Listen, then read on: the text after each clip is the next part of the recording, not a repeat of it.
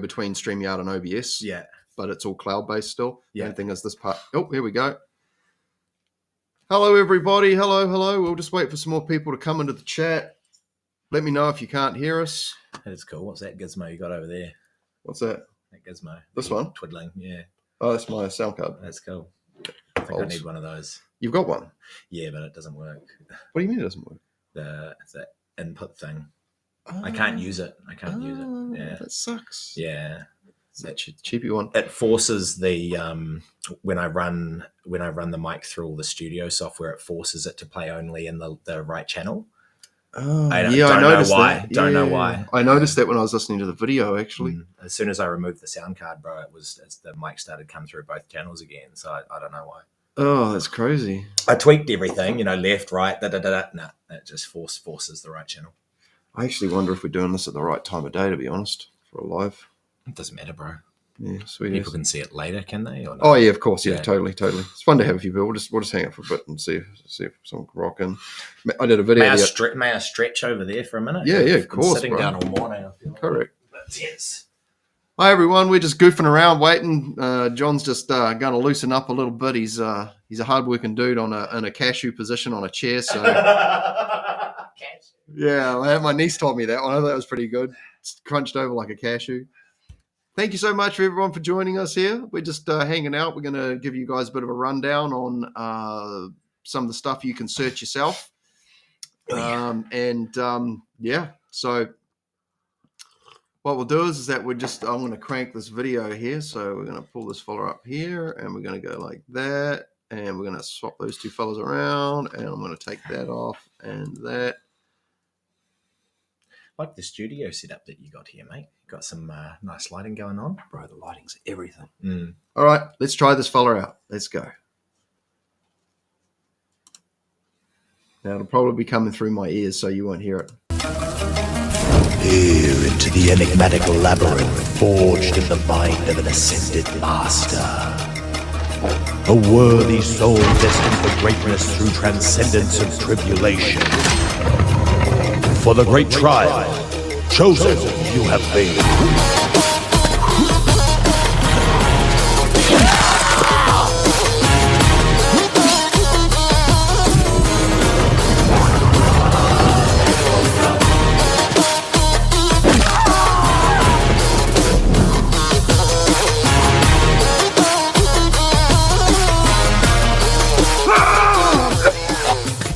This treacherous realm spares not the meek, but a courageous commitment to face oblivion.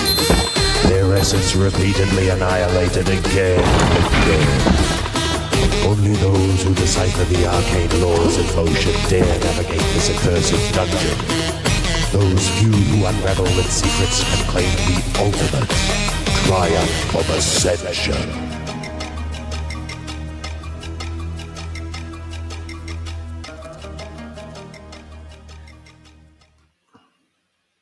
Woohoo! Yeah, man. Bro, that's glory to the master. That's killer, man. That's absolutely killer. And I'll just bring us back up. And a big thank you for my partner, Sarah, who combined all those clips together to make that glorious trailer and synced it up with the sound. And it's so great that you got, you could do all this yourself, but time is a thing here. And I got to say too, when you got creative people around you who get into it, and can just that video was freaking cool, man. Up Sarah, well done, mate. Well done. Beauty babe. Yeah, far out. It just makes everything easier. And you've got this man, we could talk about so many things, but essentially this project is has been how many years in the making to get you where you are today, man? Initially I had the dream in 2018, I want to say, or 2017. I was 33. I was selling real estate at the time.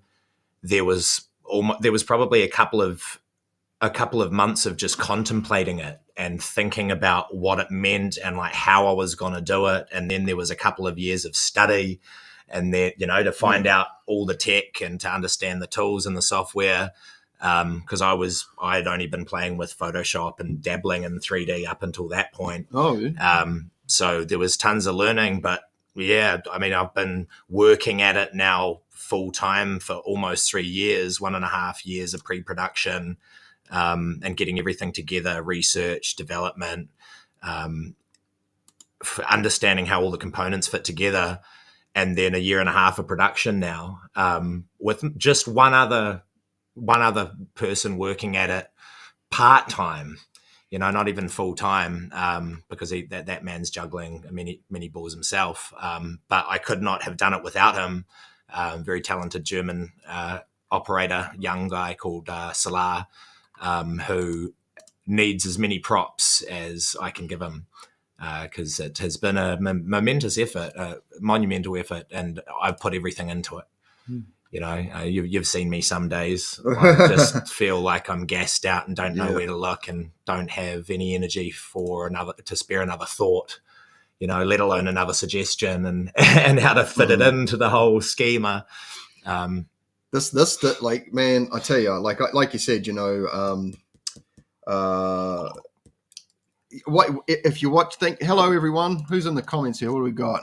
Hello Phil and guest. Hello Heather. Hi Heather. Greetings. Thank you so much for joining us. Yeah, so this is John, who's the CEO, founder, head creator, all the things involved with Violet Flame Studios, and we're going through the game here. And John was just talking about what's been going on, and I've been here for a reasonable chunk of the process, not in so much the early stages, but the amount of effort to get to the point where he can just easily throw things up. As there's been you've been, how long prior to starting to build this game did you actually, were you working on developing your personal chops so you could create and build these things? Yeah, I'd say, it's been in terms of as an artist, it's a lifetime venture. I've been practicing art for a long time, but then to move into 3D, it took me maybe 1.5 years of just study and contract work to get to the point where I was like, what, I can definitely do this myself. And then I spent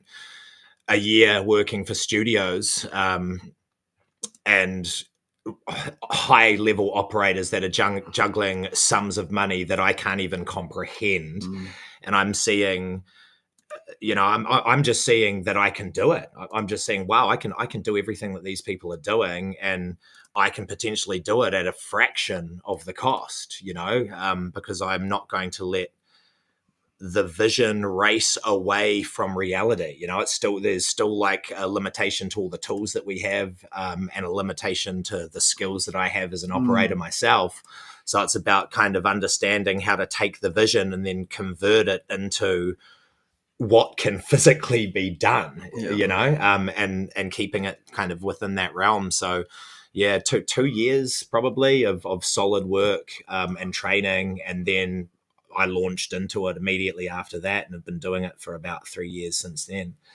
So 7 years in this industry, but only 3 years in the industry before I knew that I had, or 4 years, sorry, before I knew that I had what it took to do it myself, as a solo operator with just a small amount of support from one very talented individual.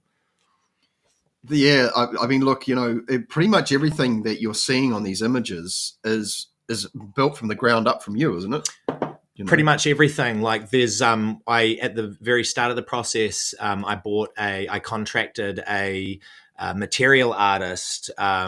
Shout out to Alandro Anderson of kitbash.com, texture artist that does work for kitbash.com, which is a 3D asset provider that provides a lot of content, 3D content for film sets and stuff like that. So I reached out to this guy because I wanted to have a unique look for all the textures in the environment. I wanted a real authentic kind of Mesoamerican and ancient Sumerian and kind of Egyptian all rolled into one. And he delivered. So there, but other than the materials that you're looking at, which have all been tweaked by me, the textures have been done by another person. But every single bit of 3D geometry that you're looking at in there has been modeled from scratch by myself.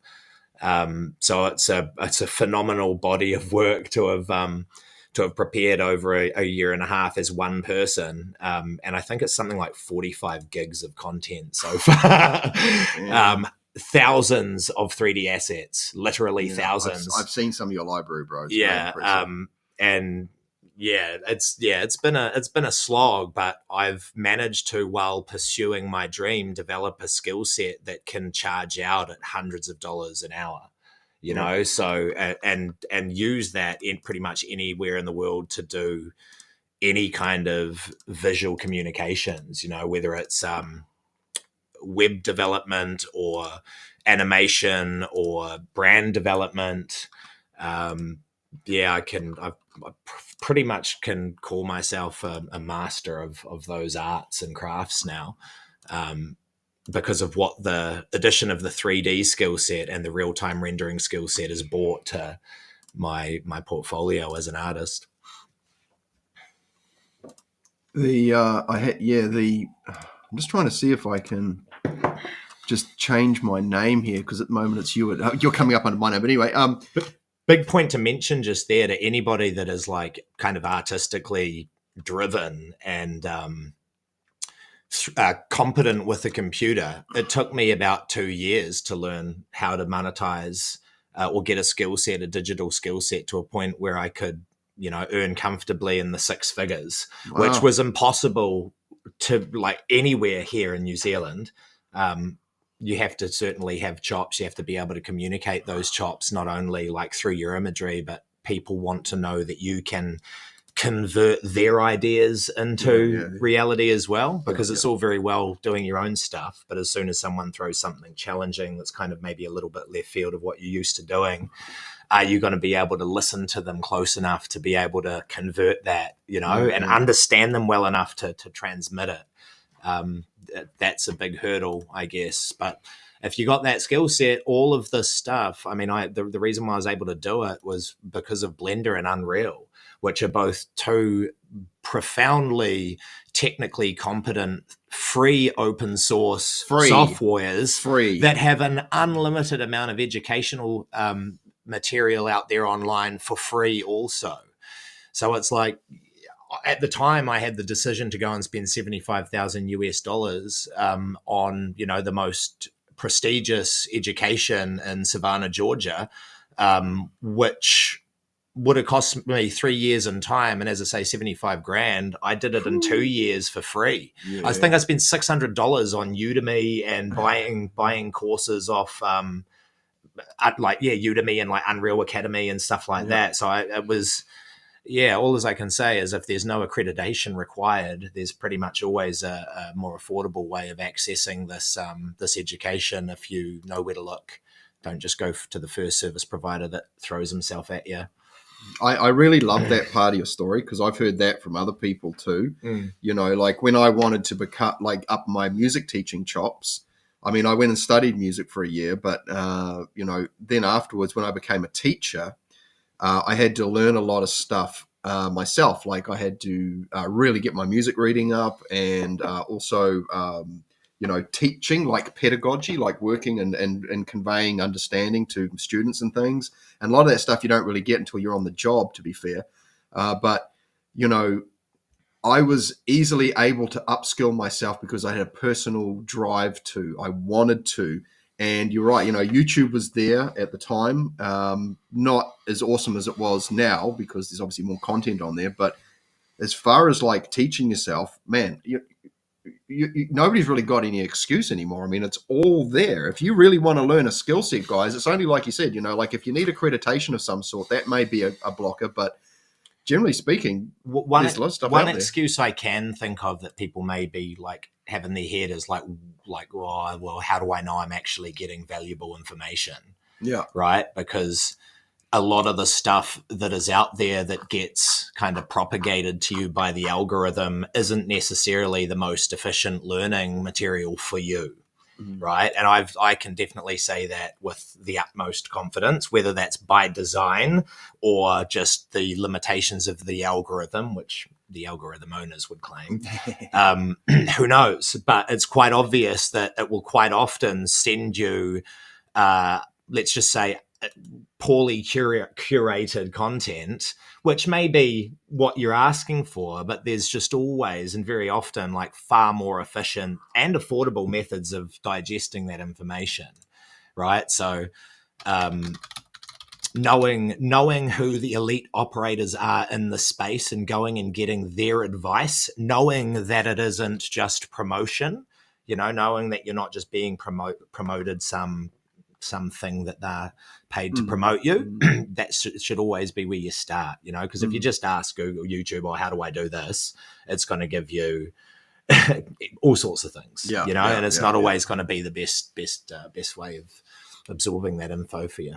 So this is part of the journey, though, isn't it? Like you have to separate the wheat from the chaff. You're going to go through a bunch of stuff and go, wow, this is great. And then you're going to find, I found to this too, because when I started looking at some various softwares over the years, you're going to find people that are very knowledgeable, but you're also going to find people who have a contradicting view with some ways to check it out. Where I'm going with this is that you basically got to go in there, explore it, and flesh it out for yourself, because I think one of the things you really highlighted to me early on in this process, because I'm learning and I love hanging out with you and playing around, because you've got 2 machines set up, we get to hang out and play, build stuff.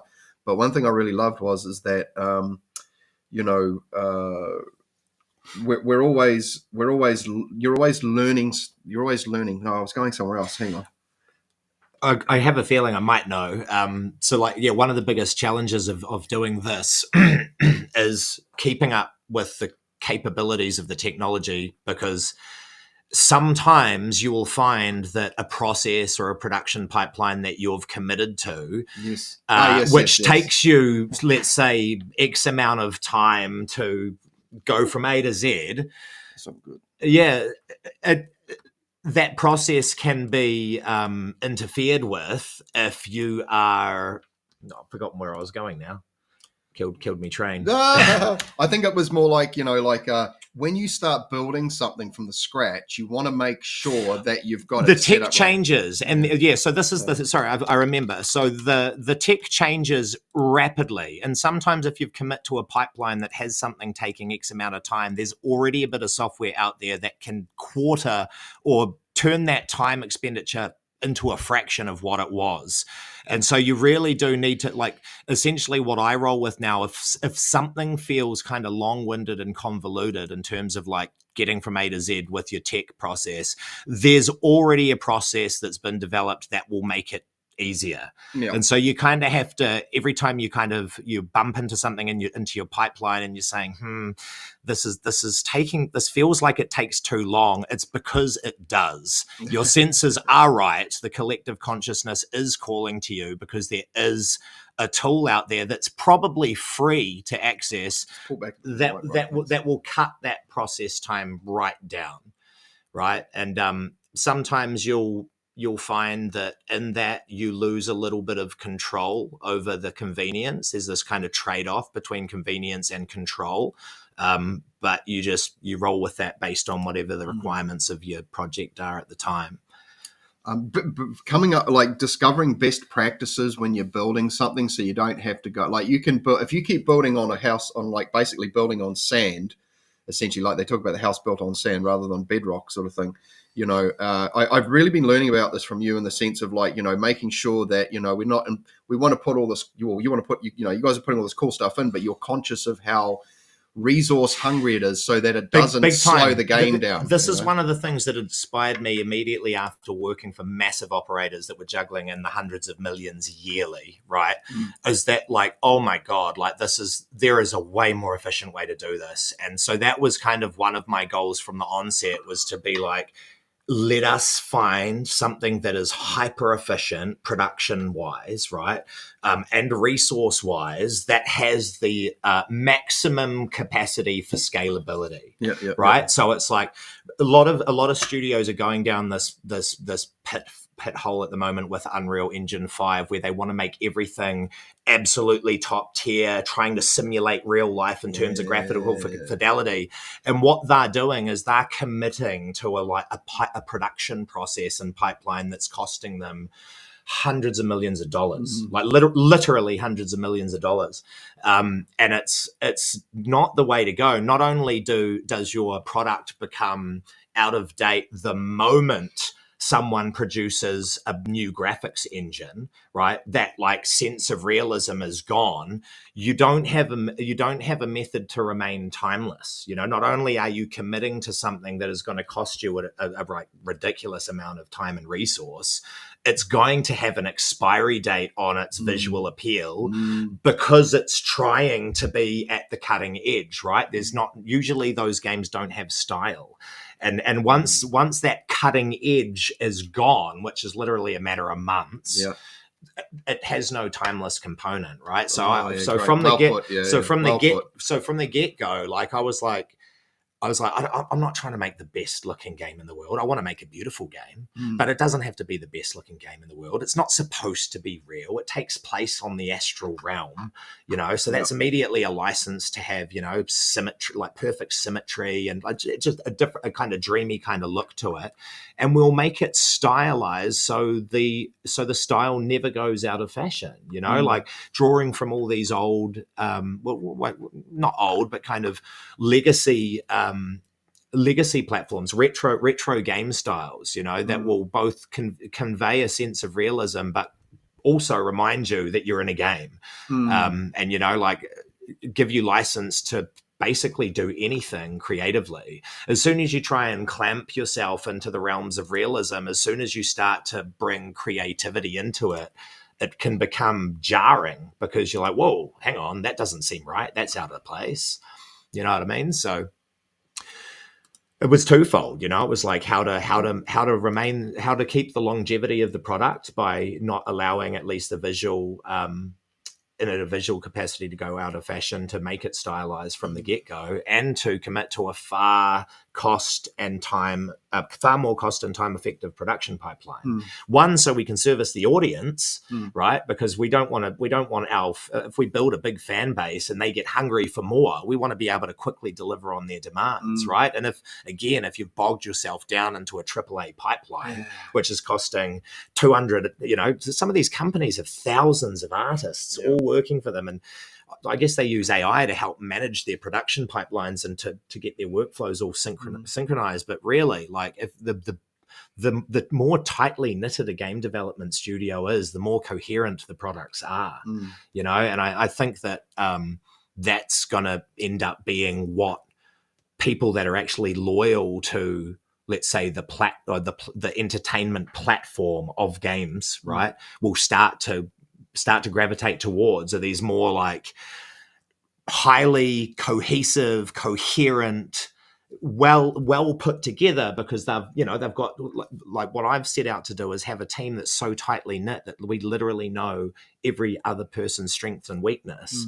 So we know what the capabilities of everybody on the team is, so everybody knows where they fit and where they slot, and then we start learning each other's skill set off each other, so we can start plugging the holes, you know, whenever someone drops out. And that way you're not having to constantly kind of have times where your artists or your skilled resources are having to take time off because they're just not needed in the pipeline, and you haven't, you know, pre-packed enough stuff into your production schedule for them that they kind of need to bugger off, otherwise they're just a waste of money, which lots of studios do, by the way.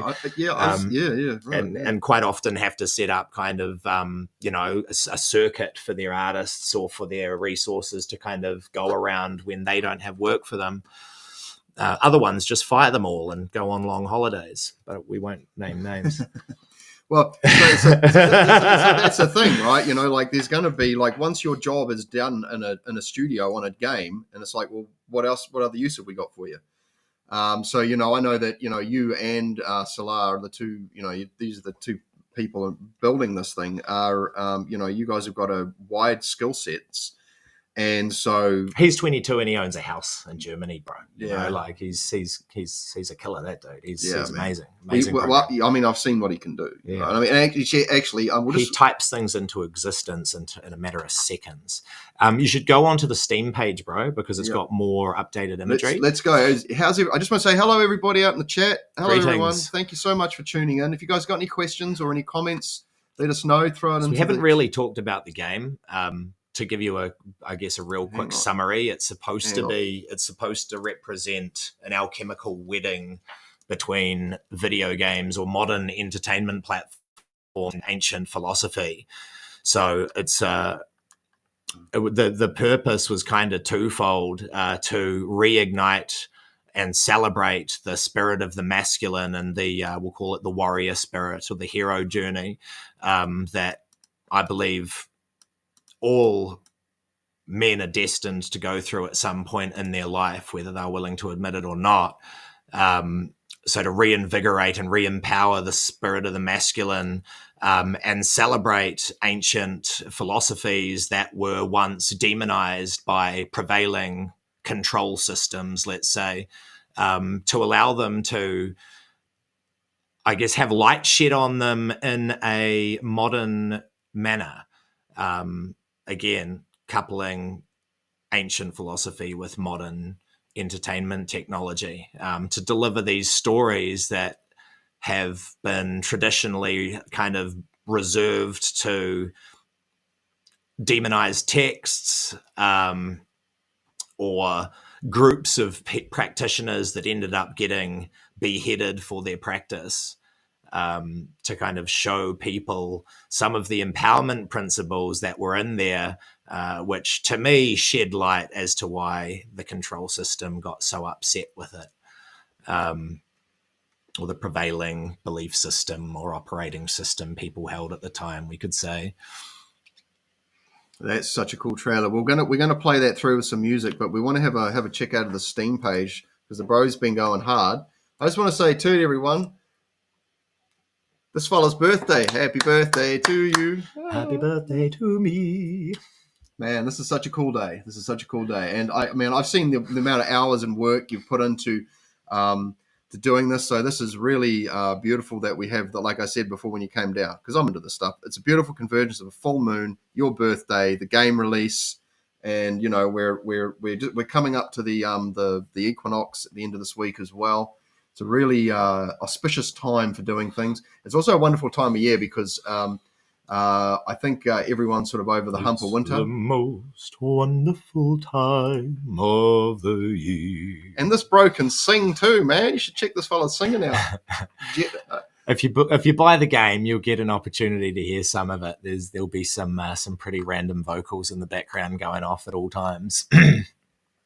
So I've got to say, so we're looking at the Steam page here. So if you go into, I think it's store.steampowered.com. I tried steam.com, but it didn't want to work. Search for I'm Al. I-M space A-L. That's the best way to find it in the Steam search. Okay. I've actually got a rolling banner at the bottom, guys. You can see here too with some deets there as well. So yeah, if you go to the Steam, because you can put it on your wish list. How does the wish list what does putting it on a wish list do? This thing here. So it would basically just promotes the game in terms of the algorithm on the back end of the store. Every time someone wishlists it, it kind of gets a little nudge in terms of algorithmic priority with the search terms. But it will just notify you essentially once the game launches. So you can have because usually there are launch sales and launch specials and all that sort of stuff. So you get first access to the game. Be the first to get in there, learn all the lessons, learn the laws, and then compete in the trials. Because there will be tournaments and leaderboards that we'll have on the website for the people that want to display their prowess. It is made for both students of, I guess, the occult or people that are looking for a way to get insights into and validation of their practice through a new medium. And also it's targeted at hardcore gamers, people that spend a lot of time and take it pretty seriously in terms of sport and what it can do for you. So what a lot of people don't realize about video games, beside the obvious like dopamine addictions that get developed by the gamers that you're probably familiar with, they're actually they can actually be designed as tools for imparting message, telling stories in the most profound way too, because you get to actually engage as the protagonist and make decisions, which conventional media doesn't make you do. In conventional media, you're basically a victim of the story, or a hero if it's a happy one, but you don't have the ability to say, "Oh, don't walk into there. Obviously, the bad guy's waiting in there with a machete. Don't be stupid." Like, you just kind of have to like be a victim and go along with it, which is cool too. But the thing that I love about games is the sense of autonomy and the control that you get over it, and it creates levels of immersion beyond what is capable with traditional or conventional media. And so therein, like, you can use it as cognitive training resource. We did a lot of that in the military. So I spent time as a soldier in the New Zealand infantry and saw that we had very early developments of digital training platforms. They were in their infancy back then. This was 2009 till 2011, but it was quite clear that it was an area of interest for the military, like gaming software being used as training tools. Great way to impart with soldiers all of the technical details for weapons, but where you have to learn all the calibers, their capacities. Great way of learning all the call signs for the enemy units, yada yada yada. So there's clearly a lot of benefits to games when games are being engaged with and designed from the ground up as not only an entertainment device, but a utility to develop particular areas of cognition and stimulate cognitive resource. For example, in Ascension, we're attempting to constantly pull people out of their habits by forcing them to first create habits and then deceive them with the habits. So, for example, bait them into situations that would familiarly get them out of situations, but use it to put them in. So they're really being called at every moment to stop and assess, and not just act on the first assumption, which is, I think, becoming more and more common as the level of consciousness in the collective, with the attention spans dropping lower and lower, becomes lower and lower, right? So rather than, and the players won't actually notice that this is happening because it's kind of all embedded into the game mechanics and the environment. So progression ends up kind of being gated by their ability to pay attention. And so if they find they're not progressing, it's because they're not paying attention. And that's the whole point, is to have all of these symbolic representations and symbolic correspondences hidden in plain sight in the environment, in the same way advertising and influence is in our daily life, right? So they can realize that they are actually being pulled around this map, this labyrinth, by influencers. And the more they pay attention to the correspondences or the patterns between the things, right, the more of an awareness they're going to develop of the game's rules and its laws and its mechanisms. The idea that Buddha gained enlightenment merely by observing nature, like I'm using that within the game, where it's like, if you just pay attention to what's around you, all of the information is there, albeit not glowing on the wall and saying, "Hey, look, I'm here."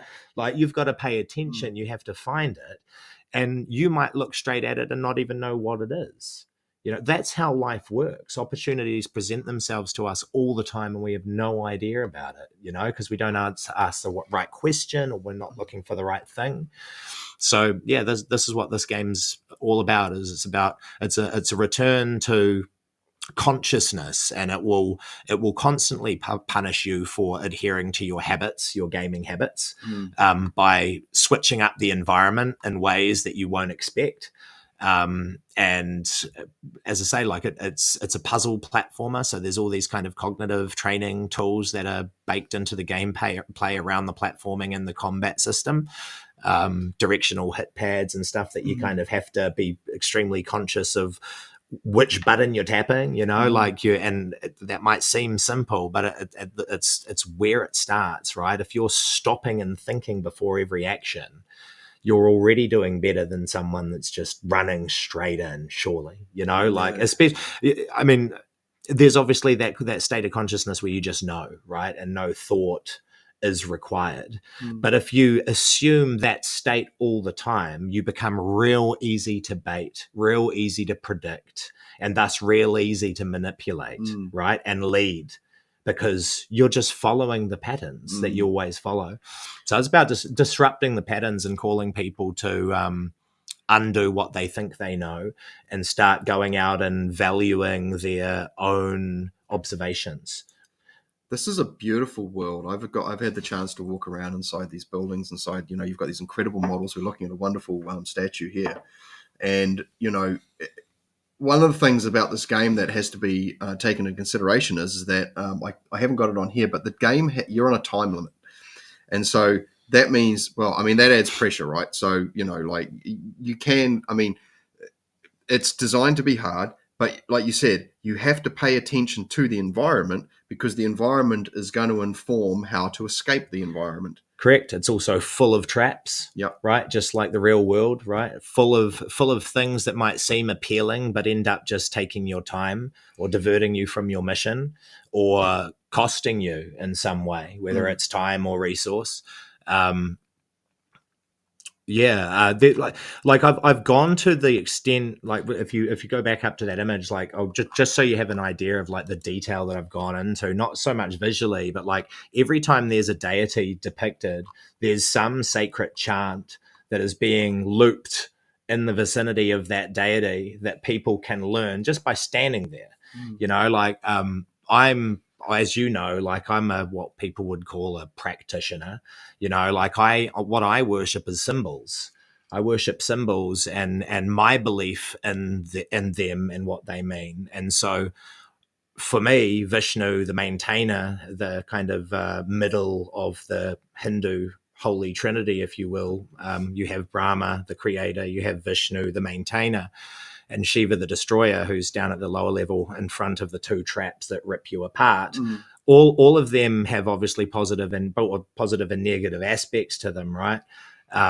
Destruction. It's great to destroy bad habits. It's great to destroy cancer in the body. It's great to destroy anything that you don't want there, right?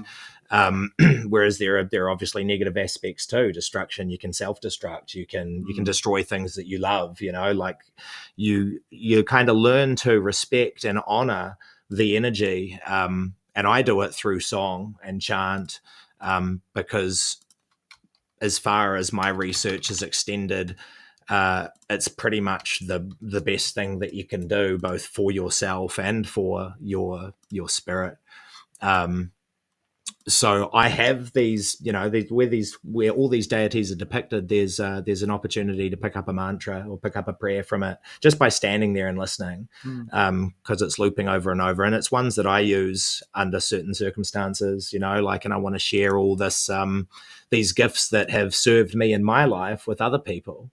And there's a ton of people out there, especially in the gaming community, who have no idea that these powers exist, and don't get the opportunity to find out because it's all demonized in one shape or form by someone in their community, and so to be able to find a means to kind of share these ancient traditions and the wisdom that grew from within them is my honor. Like it's my honor to the world, and it served me in ways I can't describe. It's mind blowing. The power of it is mind blowing, and when you fully understand how unique it is to you, and how it expresses itself uniquely to you, and how only you can understand its expressions, it's glorious, and I just had to share it. Beautiful. Thank you, bro. Yeah, I think this is it. Is like, when you're putting yourself into your art, and you're sharing these wonderful gems and treasures that you've discovered in your life experience, that you're like, I want to bring these forward for the benefit of others. And we can do this with beauty and with with modern means and mediums. And this is a really great testament to what can be done. There's a lot of games out there that have symbolism in there, but there's going to be a lot of input by a lot of people. That's what I mean. It all gets diluted. Yeah. So this is quite exceptional in that respect. And I just want to say to everyone too, we'll rock over to the Kickstarter page in a sec, but I just wanted to because we've got the devlog is on there, and that's a testament to the kind of the work that's been done as well. But we'll get to the bottom of the Steam here. Okay, so this is the Steam page, everyone. You want to go to Steam and type in Immortal Alchemist or Immortal Al or just I'm Al. I'm Al. No, I'm Al. I'm Al. So yeah, this is great. So you want to go, guys, if you want to support, you want to come to here, and you want to go to, hang on, I've got to shrink the screen a bit. No, that was the wrong one. It was this one here. And you want to go to add to wish list. If I was being really tricky, I would have spelled alchemist with an E, and then it would have been a unique search term and had an occult meaning, right? Yeah, I hear you. Didn't think about that. Oh, well. Oh, well. Okay, all right, let's make that a bit bigger. And then let's take that off. Okay, so let's have a look at the... thanks everyone for joining us. Hope you guys are all doing well. I don't know how to change it so I can add John's name on the fly. So this is John. Hello. This is John. This is the guy who made the thing that we're looking at. The thing. Let's have a look here. So we'll go to the Kickstarter page. So the Kickstarter... I'm still figuring this one out. Let's go there, and the Kickstarter. Can I get another water, bro? Yeah, sure. I'll tell you what. I'll go and grab it. You sit here, and you can talk. Okay. And show off your thing. Oh yeah. And you can be Phil. There you go. I'll give you the mouse, and you can just move the mouse over here, click in there. I'll move into the nice lighting too. There you go. So I'm no longer in the shadows. You'll need to click on that window and then scroll there. Yeah. Water or tea, right?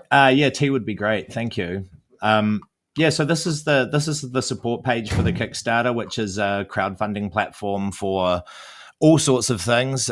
We're testing it for basically pushing Ascension to market. The game itself is about 80% done, 85% done, another 6 months to complete it, and about 70 grand. So we're going to give it a crack. I've put a big network to see how that goes. I don't think we're going to get a whole lot of favors from the algorithm, to be honest, because of the nature of the content. I find on these types of platforms, kind of conservative focused ideologies and stuff don't really get a good push, but that's okay. So yeah, I'll read it to you, I guess. Ascension represents a revival of archaic traditions, a return to the golden era of video gaming and philosophy, where the games were relentlessly difficult, required a sharp mind, keen attention, and lightning reflexes to contend with. I just want to say something on that. Like, what game developers do now is basically they go where the money is. You know, they'll play to the short attention span of the youth today. They'll play to all the depravity that they know gets their dopamine turning over regularly. And we have to do that to a sense too, but like, it gets to the point where there's absolutely no nutrition left in the product, which to me is sad. And rather than actually sharpening your faculties, they dull them. You know, like you look at these algorithms on TikTok and Instagram, and they're requiring shorter and shorter engagement as the time goes on. You know, kids need to be stimulated within the first second, or they just leave, which is a result of, you know, just following the money, I think, because as the depravity becomes more and more common, you just start playing to it, and that just perpetuates it more. So my concept was, sweet, let's have the required amount of depravity, and I've gone with violence, but it's violence inflicted upon you, not you inflicting violence upon others. It's basically you getting destroyed again and again as you discover that you aren't as awesome as you realize, until you realize that you're nothing, and then you can start ascending. What goes down will surely rise up by equal measure.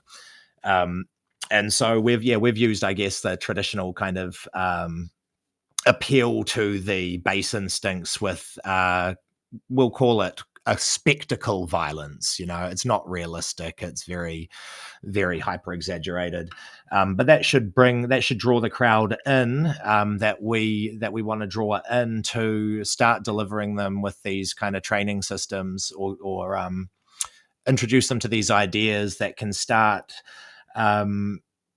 stimulating interest in things that will be, let's say, more productive to their development as beings. So we want to train their timing, their reflexes, their focus, their power of observation, mindfulness, a lot of key components to obviously progressing through the spiritual arts as well, or through the mystical practices, if you will.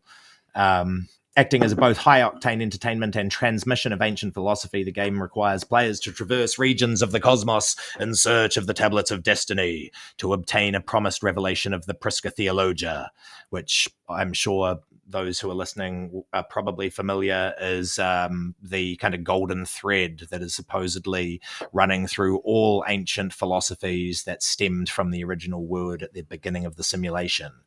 The ultimate revelation of knowledge and power reserved only for those who harmonize with the arcane laws, awaken the inner serpent, and prove themselves worthy by ascending the 7 spheres under the tutelage of the Immortal Alchemist. And I'm sorry I've been leading into Phil Rice's sticker. I just want to be Phil Rice. Yeah, so have a look at it. You can pretty much pledge starting as low as $11, and that will get you access to the game when it launches next year in July. And it's basically just a means of purchasing it at a pretty low price in advance to kind of support the project. There are all sorts of different options here depending on like your level of commitment. Megistu Kai Megistu Theo Megalu Hermu. This was the first known written account of Hermes, which dates back to the Ibis Shrine in Sakura, Egypt. So I thought I'd reserve that glorious name. That is the first written record of Hermes being referred to as the thrice greatest.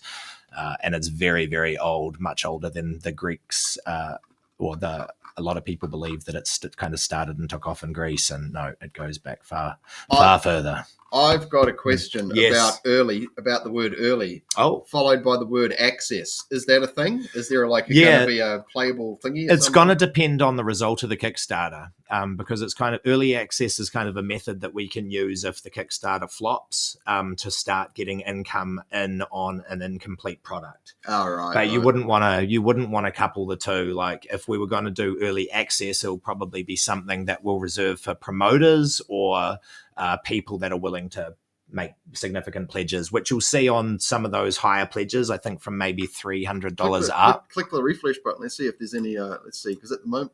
Oh, what did I do? Okay. I think I clicked back. Oh, here we go. Try again. Reload. Nope, it's spazzing out. No change. No change. No change. All right.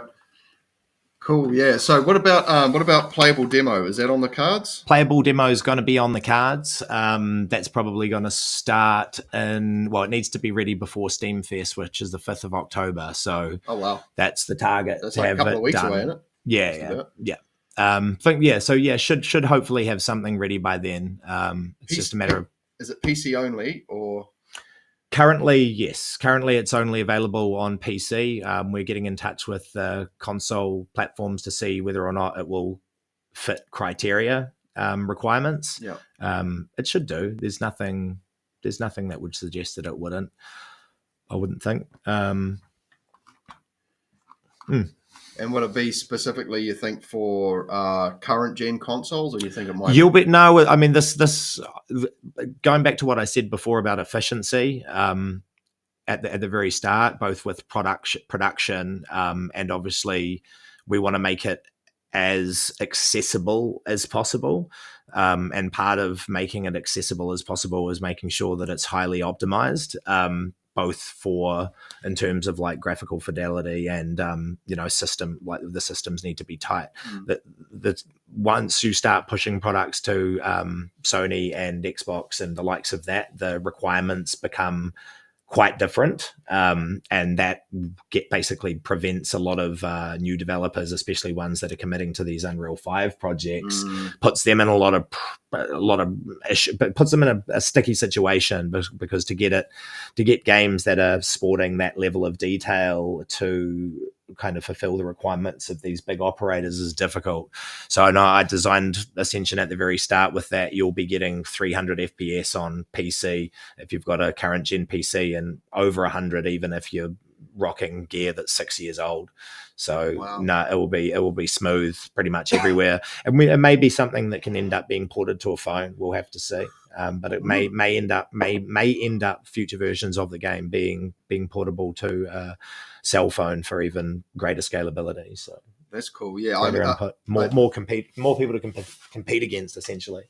You know, considering what's been sort of happening lately, you know, like we did a video on Dragon's Dogma and about, you know, I mean, you ended up playing it on the PlayStation, and it was a bit of a struggle because it was it's definitely not as good as on a high end machine, but you played enough of it to the point where it did become playable to an extent. I didn't find it playable. For me, it wasn't playable on console. Like if I played it on PC, I would have probably enjoyed it. Yeah. But I was just too like caught up in just where I was at the time, you know, which is like all these companies are just like, they're just money chasers, and they overbloat everything a lot, you know. And are they trying to sell hardware as well, do you think?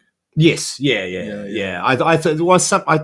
Who knows? But I would expect so. You know, like and people will say, "Oh, yeah, no, it's good that they do that because it puts demand on Nvidia to lower the price." No, it doesn't. Yeah. No, it doesn't. Like, don't be silly. You're talking about like the most powerful company in America, basically. It doesn't put pressure on them. So this is another great reason, everyone, to support the indie environment is that.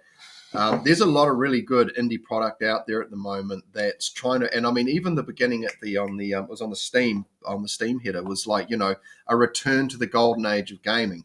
And I really liked what John put there because, you know, I remember when just about any game came out was friggin' awesome. More games than not were really good. They were really cool and engaging. There was always ones that were like, you know, that's not my cup of tea. Just like movies back in the day. Yeah, same thing, right? You know, they had that thing that was satisfying and meaningful and immersive, and there has certainly been a departure from that. And I think you really nailed it before when you're talking about the amount of effort that goes into hyperrealism at the cost of the substance of the actual experience. I'd actually create an argument that it's also a degenerating level of consciousness and mindfulness. Like people can't follow movies anymore because their attention spans digress to a degree in which they don't even know what's happening beyond the first 10 seconds. It looks super fun. Web3. Yeah, not really. I'll probably steer well clear of it, to be honest, at least with this project, but potentially future projects. Okay. This is the Web3. Yeah. Just like I thought about it. I thought about having a crypto component to the original vision that I had for Ascension, but that original vision had to get scaled back considerably because it was going to cost millions infrastructurally to get set up. And I'm scraping, I'm scraping to the bottom of the barrel already. And that was never going to happen off the back of the first product. So no, but interested in a conversation as to why I would do that. Right. Yeah. Well, if you want to get Sevorg, if you want to get in touch with Violet Flame Studios, I'll put the thingamajiggy up here so you can reach out. Yeah, just go to violetflamestudios.co.nz. They've got a contact box there and an email address. But yeah, you know, John's pretty open to. Hopefully, I'm not talking out of place here, but open to people reaching out. No, I'm not. No. It's fine. So I just hide in my cave. I don't want any human contact. But he's a busy man, so you know, keep it to the point if you can. I appreciate that. Yeah, the one thing that I've had to really learn to do, especially having initially a lot of like vocal support from friends, Yes. is learn to basically be like, stop giving me ideas. I don't want to hear them anymore. Yeah. Because it's just making things hard. It's making things harder, because especially if it's a good idea, because then my mind automatically tries to zoom out, see the whole puzzle and understand where to fit that piece, and I had to basically be like, look, great idea, but nah. Sorry, I'm full for now. Yeah, I found that out. I mean, I'm throwing all these ideas at John, and they're great for sure, whatever. But after he started showing me about how the process works, I'm like going, "Oh man, it's actually quite unhelpful." Like, don't get me wrong. I want suggestion. Yeah. Like, I'm happy for suggestion, especially if it seems like it makes sense. But if it's just a cool idea, just leave it to the confines of your head, because it'll just confuse me. But if it's something that's like, like a problem or genuine feedback or like what you believe to be a profound idea, but yeah, tell me. I'm actually interested. It will just probably cause me more of a headache than it will inspiration. Yeah, and I just want to say, like, all these models and these graphics and things, John's pretty handy. I mean, look at this tablet. I mean, there's a there we go. There's a typo. Voilent. Voilent. Maybe that is a word. I don't know. Voilent. This game is voilent. It's an Irishly voilent game. I'm just trying to trick the algorithm so it doesn't demote me. Yeah, fair enough. I'm not really. Sure. But maybe unconsciously. But like, the kind of look at this. Look how gorgeous this is, everyone. I mean, and this sort of stuff will be in game as well. Like this level, you'll be able to walk up to a wall or something and be able to see this kind of level of detail in game, and it won't be that hungry on the actual resources of the machine either. So you can this is what I love about your angle on like finding ways to make it accessible to a wide range of hardware from the lowest to the highest kind of thing, making it accessible and still being able to include it's would you call it, like responsible or like economically viable types of insertions of high quality, because when the environment has certain aesthetics and certain beauty and realisticness without going hyper realistic, it's going to draw you in more, right? Well, it depends, to be honest. Like, because the most immersive game I ever played in my entire life was when I was a teenager and I first played World of Warcraft, and that was like the most budget. Well, by today's standards, it's the most budget-looking game there is. Yes. But it's like if everything is cohesive, like if the sensors are being provided with cohesive data and it all makes sense. And it's all contextual. You can become invested in it as real, regardless of how it looks. And that's the amazing thing about games is like they don't have to look real for you to be immersed. You just have to be able to immerse yourself in them. It's really on you. Can you absorb yourself into a state of focus for long enough where it becomes real? And as I said, like World of Warcraft got me, man. Like I remember sitting up on like this mountain overlooking the Barrens, like which is just like this desolate wasteland, being like, this game is amazing. Like, I'm going to live in here for the next 5 years of my life. And I did. This was when I was a teenager. So it's like, yeah, the realism. I think that people are just sucker for shiny things, bro. But going back to what you said before about, and what I was trying to say about like the reason why movies are the way that they are now and games are the way that they are now is because people have allowed their faculties to regress, and capitalism's going to keep tailoring to it. It's not going to, it's not going to go, here's what you need. Here's what you need. It's going to keep going, here's what you've shown us you want, which is to continue to yourself up, like in every single way that you can to avoid whatever responsibility you're avoiding, and that's just people, bro. And like, and that's why like I've tried to be with this game subtle, like appeal to the base instincts of the people that I want to liberate from their own unconsciousness, essentially.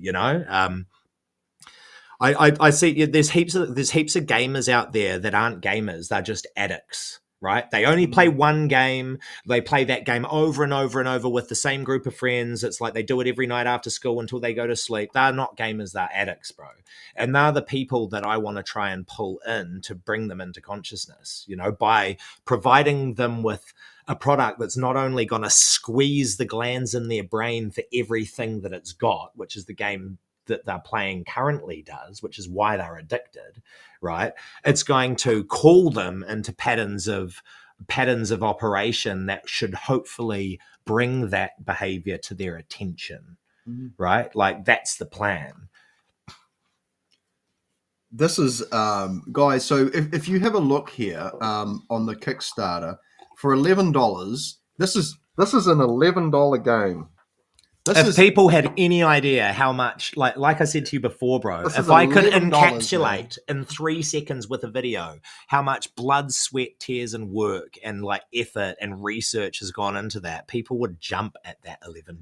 Well, I'll tell you what I'm going to do is I'm going to bring up this this devlog because I didn't realize just how important this was until you sort of brought it up. I like this cup.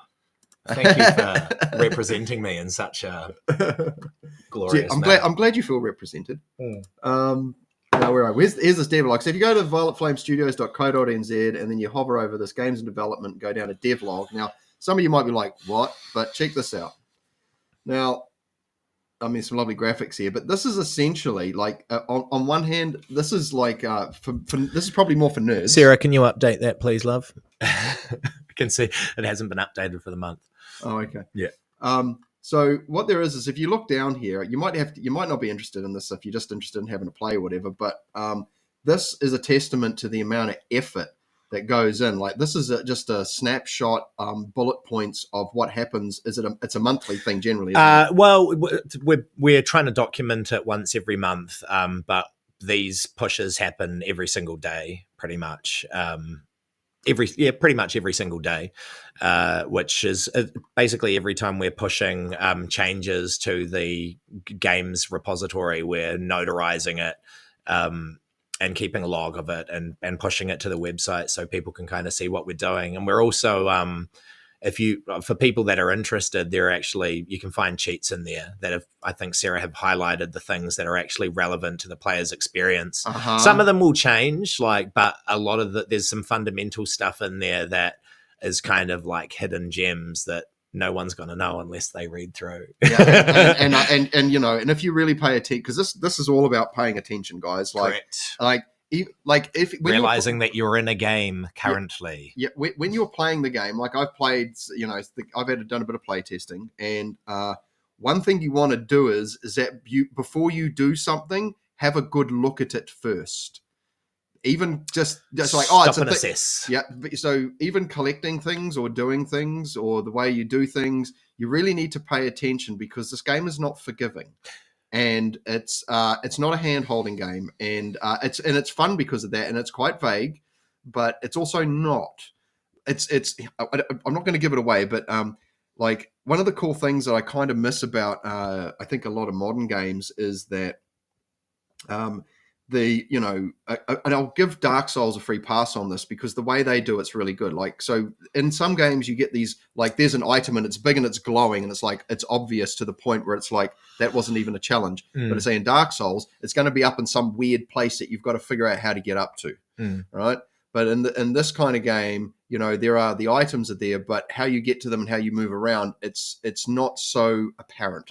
And so you have to think about it, and you have to look hard, and you have to, you know, walk around, and you have to look up, and you have to do this, and you have to do that, and it's fun to explore. There are also things that change as well, like which where your habits may have already been anchored on one puzzle, right? Yes. Like because you happen to get the same sequence 2 times in a row. And then the next time you play the game, like the game switches it up. It switches up the clues as well. So if you haven't found the clue, if you just kind of randomly manage to kind of fumble your way through the puzzle, right? If you didn't find the clue and you try and fumble through it the same way, you're going to find that you miss something, and there's an aspect of it that was right in front of you and you just missed. Don't get lazy and complacent. This game won't let you get away with that. And yeah, I mean, like this devlog, guys. If you have a read through, and certain things will stand out over others, even if you have a skim through, you'll notice there's some very cool game features in there. So those of you that already like playing games, have a flick through and you'll see some of that. Especially people that like music and like power phrases, you know, because it's loaded with that kind of stuff, like riddles and power phrases and musical sequences. I'm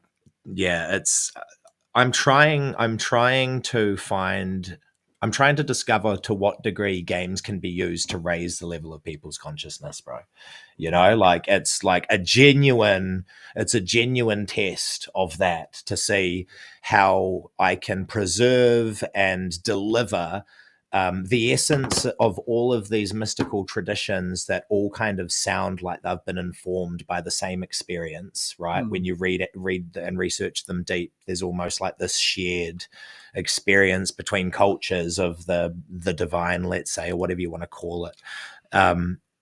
And to see whether or not, by baking all of these like power affirmations, mantras, ideas, core essential programming, essentially the way I see it is like essential programming for a functional operating system as a human being, right? And bombard them with it while they play, right? So it's all in the background, right? It's not actually constantly the center of focus. It's kind of it's coming through the unconscious, you know, like the Hermetic principles are kind of in the foreground because a lot of the gameplay mechanics are anchored around them. Like you have to find the 7 tablets. Every time you pick up a tablet, it gives you a summary of the principle real briefly, you know, so you kind of, every time you play, you're learning more and more about that principle. And every time you discover one, you find more.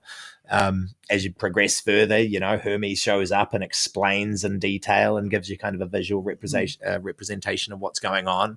So it's training faculties and trying to bring people into an awareness of the other, let's say.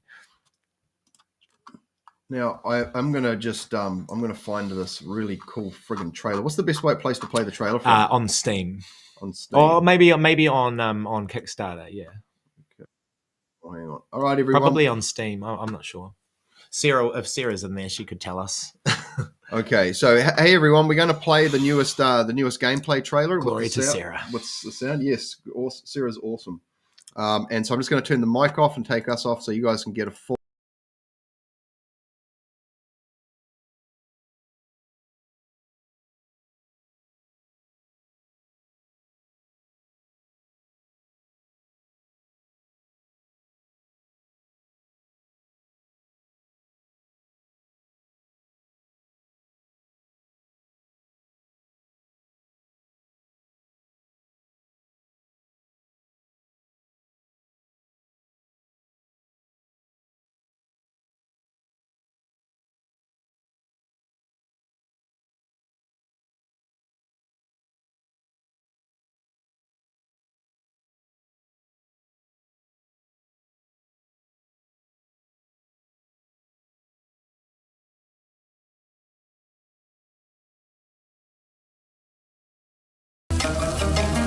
Peer into the enigmatic labyrinth forged in the mind of an ascended master.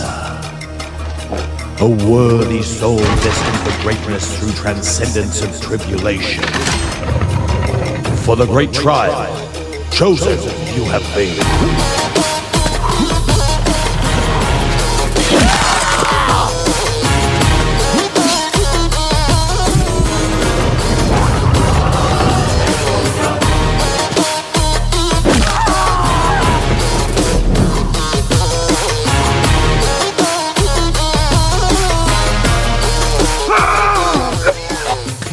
This treacherous realm spares not the meek, but a courageous commitment to face oblivion. Their essence repeatedly annihilated again and again. Only those who decipher the arcane laws in motion dare navigate this accursed dungeon. Those few who unravel its secrets can claim the ultimate triumph of Ascension.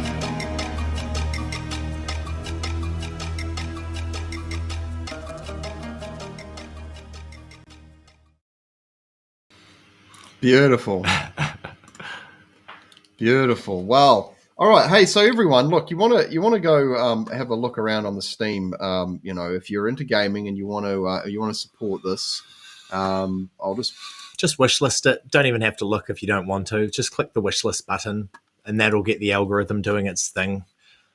Yeah, perfect. You don't have to waste your time if you don't want. Just click that button. We'll make this real easy for you guys. Like, you want to support a local, like a really cool indie project that's got a lot of heart. Let me just this thing here that I'm pointing at. That's the free option. Where is it? This one? Free no, option. It's this one here. It's this one here. Yep, that's the one. The free way to support it is to click that green button right there. If you've suffered from the systemic collapse like the majority of us have, click that button. Otherwise, if you're doing well for yourself, please head to our Kickstarter, and support pledges start at $11, and you will get a copy of the game at that price as well. So don't be Jack. Get in there. Yeah, and if you get like the don't be Jack. Don't be Jack. Don't be Jack. Get in there. Support a cause. Be his cousin Cyril. You can also, if you get, you can actually get digital copies of the game. If you pledge more, you get extra copies that you can just give away and hand out to your friends. And so yeah, this is really cool. So also in the YouTube description below, I've put links to, and I've got to put a Steam link in there. But guys, the launch is today. It's on. We'll definitely do another live in the next bunch of time to do an update on how things are going, because the rate of progress these guys are making, sorry, I'm better English there, it's quite incredible. And so with the demo due to come out in the next bunch of weeks, yeah, it should be before the 5th of October, guys, for Steamfest. This is going to be really cool, because you'll be able to get basically the demo's free, right? Yeah. So you better get a free playable demo of the game to play on PC, and it should run on a reasonable number of you'll be able to play it very well, even if your PC's a toaster. It's going to work. Hey, there he is. Hey, brother. Thank you, mate. Awesome. Hey. So he worked. This is the man that I was talking about before. He worked on the materials, or some of the materials for us, the bricks, the main materials that you see throughout the level being promoted in the Kickstarter. Pretty much all of those bricks, all the patterns thereon, were made by that man. So thank you very much, Anderson. You're the man, and we will be reaching out to you as soon as we can. Awesome, man! That's so cool. Give a brother a. It'll definitely be used again. Like, we'll utilize his services again in the future for sure, because very talented man and delivered exactly what was asked in a very timely manner. So yes, thank you, brother.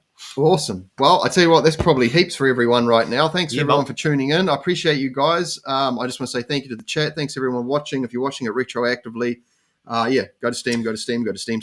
There's one last thing I didn't mention. Yes. That I saved the best till last. Yes. I did serve in the New Zealand Infantry, and I was exposed to some extremely efficient training methodologies in there, and some of those methods have been integrated into the game development mechanics in Ascension. So consideration has been taken to the utmost in terms of cognitive development, especially in terms of like training. So yeah, people that are interested in utilizing games as a vehicle for training the mind and the spirit, boom, this is what you need to come for. This is what we're here for. We're looking for you. Now, I just want to quickly put a dig in, because obviously Violet Flame Studios has, you guys can make games, right? And there's more potentially, right? But people can also, something that maybe isn't so celebrated and exalted is the fact that you're actually quite a talented digital artist. Now, have you got the space and the time to offer services to the public? I don't. I out of necessity, I have to, because I've put everything, we're literally at crowdfunding down to our last coins, so. And to be honest, I don't have a huge amount of faith on the algorithm doing me favors with organic traffic. And I'm not at a point where I can actually put money into it. So yeah, I'm more than willing to trade skills, services for income at the moment. So if because it will all just go back into the project. So yeah, I can do pretty much anything from corporate identity, brand design, website design and development. Yeah, that's good. That's good. Name, that's a new one. Yeah, so there's a lot on service there. The best way to check out the stuff that I do in terms of like a broad spectrum is on ArtStation. So maybe I'll do a plug of the ArtStation page, and look for me on there as an artist, John McCormick. I think there's 2 John McCormicks on there, but I'm the bald one.